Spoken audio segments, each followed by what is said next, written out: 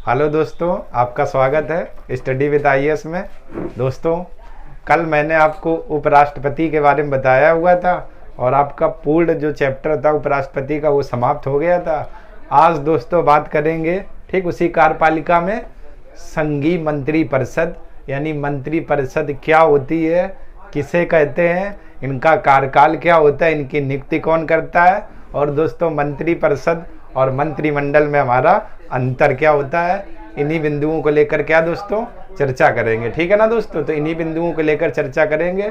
तो अगर आप लोग हमारे इस चैनल से जुड़े हुए हैं तो आप लोग चैनल को लाइक करें, सब्सक्राइब करें और ज़्यादा से ज़्यादा दोस्तों शेयर करें। दोस्तों यही वो चैनल है जो आपकी ज़िंदगी बदलेगा। ठीक दोस्तों, बस आप लोग हमसे जुड़े रहिए और ज़िंदगी बदलने के ऊपर मैं आप लोगों से कुछ कहना चाहूँगा, तो आप लोग ज़रा ध्यान से सुनिएगा। एक बार इस चैनल से जुड़कर तो देखो, एक बार इस चैनल से जुड़कर तो देखो, हम हर रास्ता आसान बना देंगे। एक बार इस चैनल से जुड़कर तो देखो, हम हर रास्ता आसान बना देंगे। जो सपना आपने और आपके माँ बाप ने देखा है उसे पूरा करने के लिए दोस्तों हम जी जान लगा देंगे, जी जान लगा देंगे। ठीक दोस्तों, तो यही वो चैनल है जो आपके और आपके माँ बाप का सपना पूरा करेगा और हम आपके लिए जी जान लगा देंगे दोस्तों, और आपको मज़ा आ जाएगा क्लास के करने के। ठीक दोस्तों, तो आज की क्लास दोस्तों शुरू करते हैं क्या संघीय मंत्री परिषद को लेकर। ठीक, तो आप लोग बने रहिए, जाइएगा दोस्तों कहीं नहीं, क्योंकि क्लास में आज बहुत सारा आनंद आने वाला है। ठीक है ना, तो आप लोग जाइएगा नहीं, बने रहिए। ठीक, चलिए शुरू करते हैं दोस्तों। देखिएगा लिखा हुआ है संघीय मंत्री परिषद। ठीक दोस्तों, संघीय मंत्री परिषद और लिखा हुआ अनुच्छेद 74। ठीक दोस्तों, अनुच्छेद 74 क्या लिखा हुआ है, राष्ट्रपति को सहायता और सलाह देने के लिए, ठीक ध्यान से सुनिएगा, राष्ट्रपति को सहायता और सलाह देने के लिए एक मंत्री परिषद होगी जिसका प्रधानमंत्री होगा।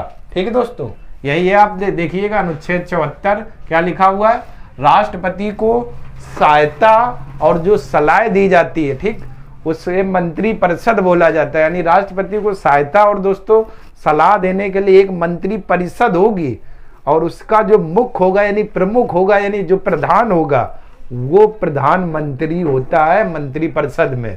यही सभी लोग मिलकर क्या राष्ट्रपति को सहायता और सलाह देते हैं दोस्तों। ठीक, क्लियर हो गया होगा, यही वर्डिंग लिखी हुई है, राष्ट्रपति को सहायता और सलाह देने के लिए एक मंत्री परिषद होगी जिसका प्रधानमंत्री होगा। ठीक है दोस्तों, इसके बाद दोस्तों अनुच्छेद 75 क्या कहता है, प्रधानमंत्री सहित अन्य मंत्रियों की नियुक्ति, कार्यकाल, शपथ व वेतन भत्ते का प्रावधान है।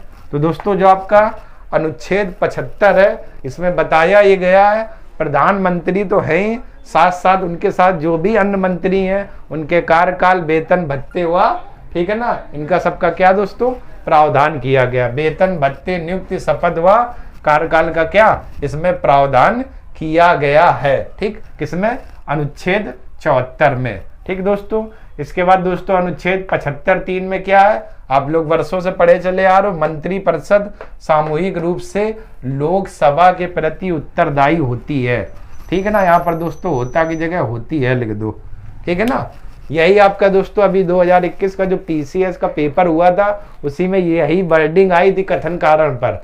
बस उसमें गलत क्या दोस्तों लिखा था, अगर आप लोगों ने दिया होगा तो पता होगा, वहां पर लिखा था मंत्री परिषद सामूहिक रूप से लोकसभा और राज्यसभा के प्रति उत्तरदायी होती है, ये कथन लिखा हुआ था। जबकि जो मंत्री परिषद होती है वो केवल और केवल किसके दोस्तों, लोकसभा के प्रति उत्तरदायी होती, ना कि राज्यसभा।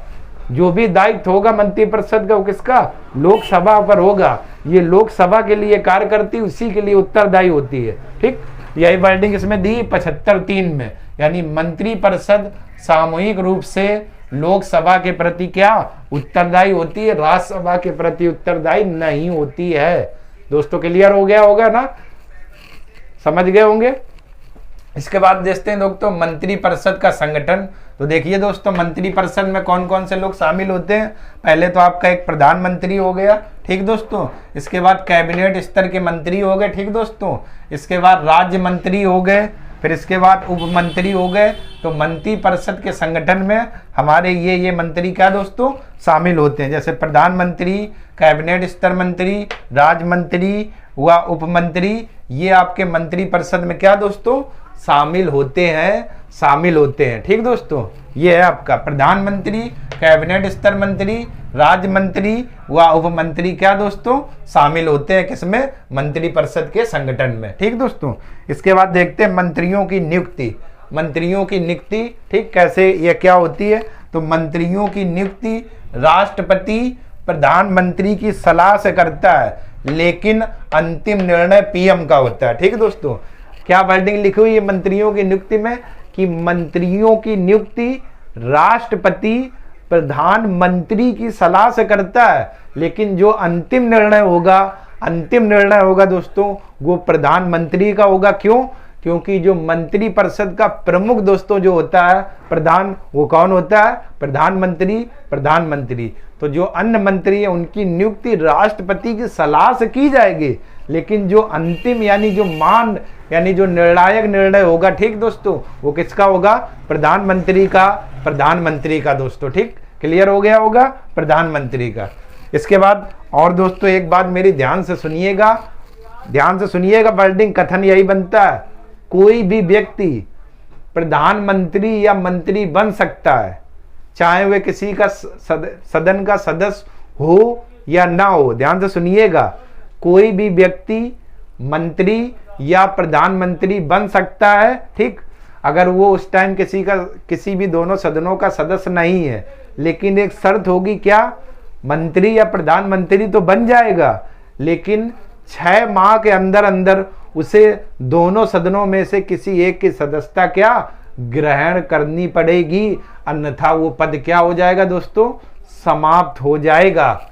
ध्यान से आप लोग मेरी बात सुनिएगा, अगर कोई व्यक्ति किसी भी सदन का सदस्य नहीं है, फिर सुनिएगा दोस्तों, अगर कोई भी व्यक्ति किसी भी सदन का सदस्य नहीं है तो वो प्रधानमंत्री व मंत्री बन सकता है, लेकिन उसे 6 माह के अंदर दोस्तों क्या सदस्यता ग्रहण करनी पड़ेगी, अन्यथा वो पद क्या हो जाएगा, समाप्त हो जाएगा। दोस्तों वर्डिंग फिर सुन लेना, क्योंकि कथन कारण पर आईएएस में इस तरीके सवाल बनते हैं। कोई भी व्यक्ति यदि संसद के दोनों सदनों में से किसी भी सदन का सदस्य नहीं है तो वो प्रधानमंत्री व मंत्री बन सकता है, लेकिन 6 माह के अंदर उसे किसी भी सदन की क्या सदस्यता लेनी पड़ेगी। अगर ऐसा नहीं कर पाता है तो उसका पद वहीं से क्या समाप्त हो जाएगा। ठीक दोस्तों, क्लियर हो गया होगा, आपने क्या समझा, कोई भी व्यक्ति मंत्री या प्रधानमंत्री बन सकता है, लेकिन शर्त ये होगी 6 माह के अंदर उसे किसी भी सदन की क्या दोस्तों सदस्यता लेनी पड़ेगी। ठीक, क्लियर हो गया। तो देख लेते हैं एक बार 74 में, राष्ट्रपति को सहायता और सलाह देने के लिए एक मंत्री परिषद होगी, जिसका प्रधान दोस्तों कौन होता है, प्रधानमंत्री।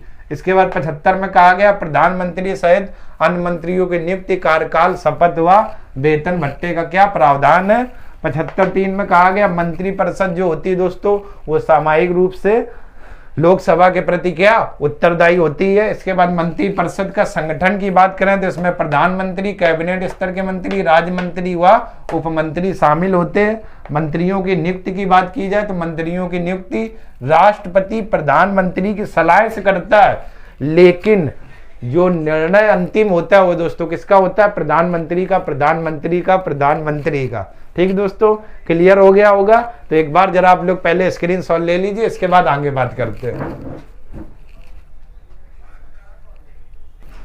ठीक है दोस्तों, तो आप लोग देखिएगा। अब देखते हैं दोस्तों कार्यकाल। ठीक, इनका मंत्री परिषद का कार्यकाल कितना होता है तो देखिए आप लोग 5 वर्ष होता है, लेकिन लग गया दोस्तों, ठीक है ना, 5 वर्ष होता है, लेकिन पीएम मतलब दोस्तों एएम पीएम वाला नहीं, ये प्रधानमंत्री की बात हो रही। कार्यकाल 5 वर्ष होता है, लेकिन प्रधानमंत्री कभी भी राष्ट्रपति से किसी मंत्री को उसके पद से हटाने की सिफारिश कर सकता है। यानी जो मंत्रियों का कार्यकाल दोस्तों होता है वो 5 वर्ष होता है।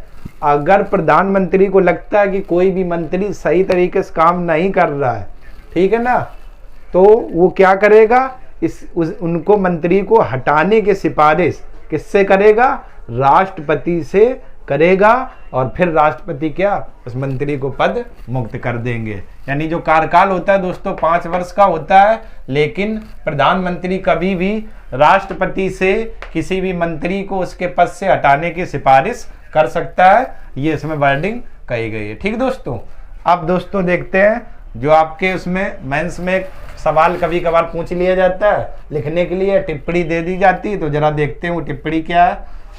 दोस्तों एक तरफ अंडरलाइन कर लेते हैं और इन्हीं का आपको पॉइंट देखना है, कुछ बिंदु, ठीक है ना।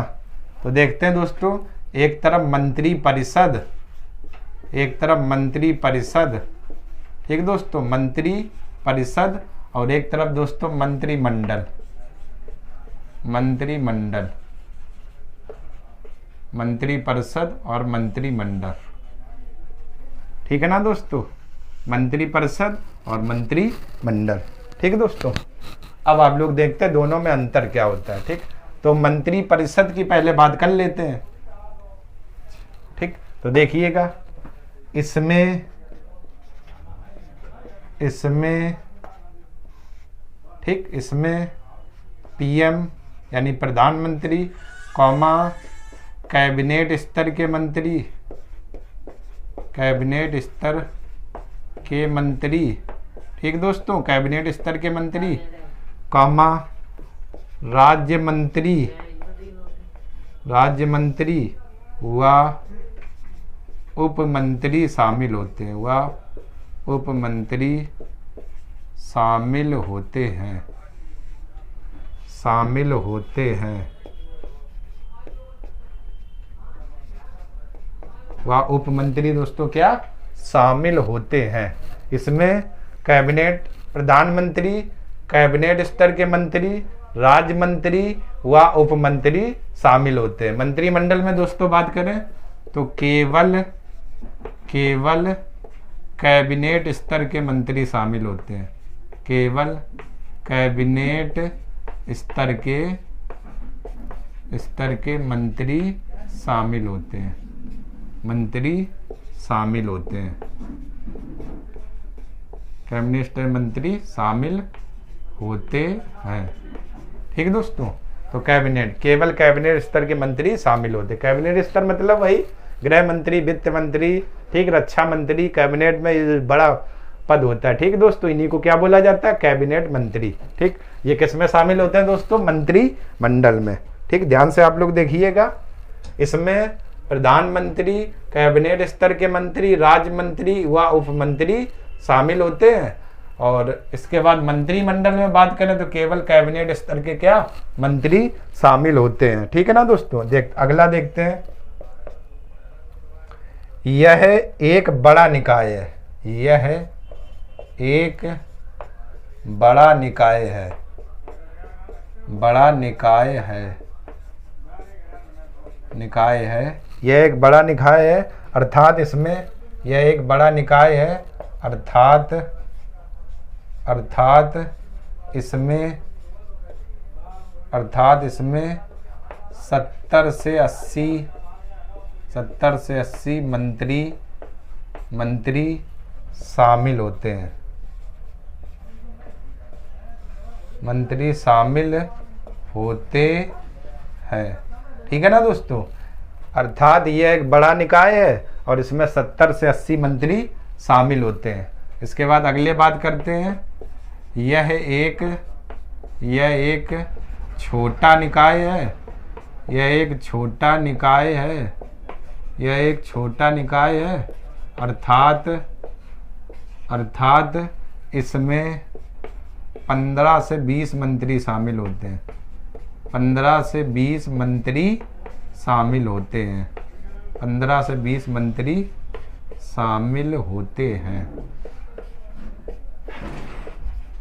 15 से 20 मंत्री शामिल होते हैं। ठीक है दोस्तों, यानी यह एक बड़ा निकाय है अर्थात इसमें 70 से 80 मंत्री शामिल होते हैं। और ये एक छोटा निकाय अर्थात इसमें 15 से 20 मंत्री शामिल होते हैं।